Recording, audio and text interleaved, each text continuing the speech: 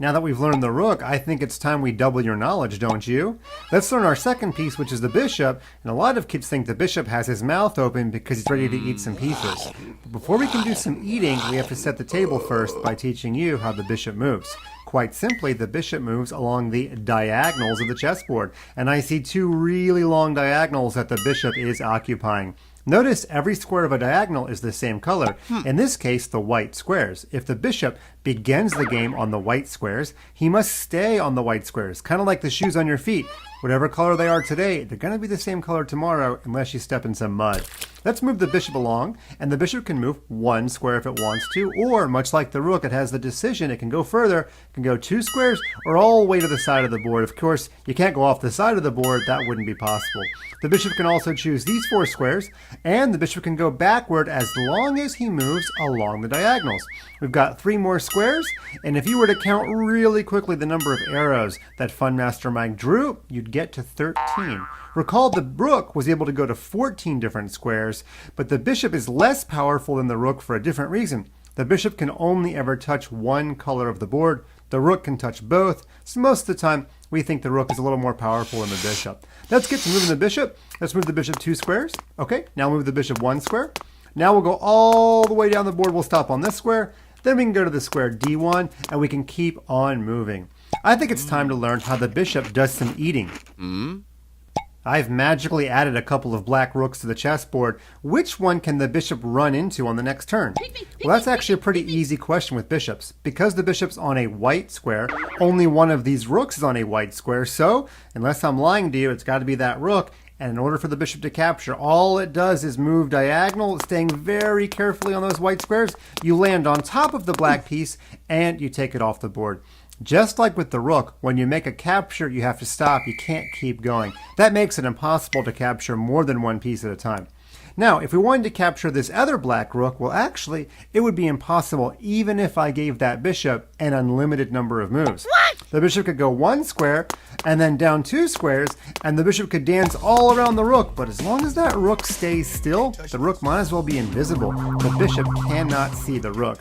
In fact, if you recall back to our lesson on the rooks, the minute black gets a move, the black rook will just come over and capture the bishop. I think the next thing we should do is play a little rook versus bishop game. I'm going to call it Tom versus Jerry. Tom versus Jerry is a story of a cat chasing a mouse. Does the cat ever get the mouse? Well, I'll let you watch the cartoon and decide. But in our game, we're going to have the rook be the cat, the bishop's going to be the mouse, and as we all know, cats like to chase mice. So let's have this black rook come all the way down to the square A1, and as you can see, the rook is about to capture the bishop. Now it's time for Jerry to run away. But you know what? Sometimes you do not want to go as far as is possible. For example, could the bishop travel all the way to A6?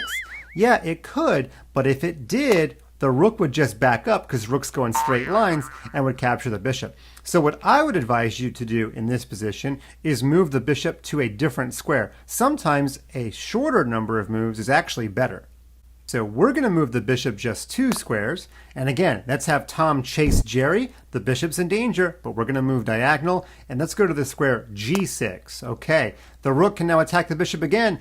Let's have the rook go sideways to G1. The bishop's in danger. Bishop runs away again. And you know what? Doesn't really happen in the cartoon. But let's just say the cat is having a bad day and travels up the board but stops on G6. What is Jerry going to do? Yeah, Jerry can actually catch Tom by going diagonal, landing on top of the rook. And remember, when you make a capture, you have to stop.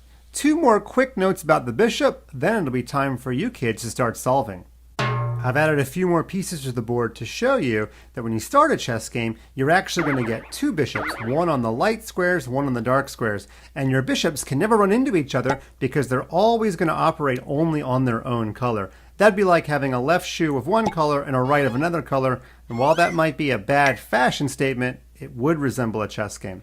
And the last thing to talk about, chess kids, is what happens when you run into your own piece. For example, if this bishop on G6 wants to capture the rook, unfortunately your own rook's in the way.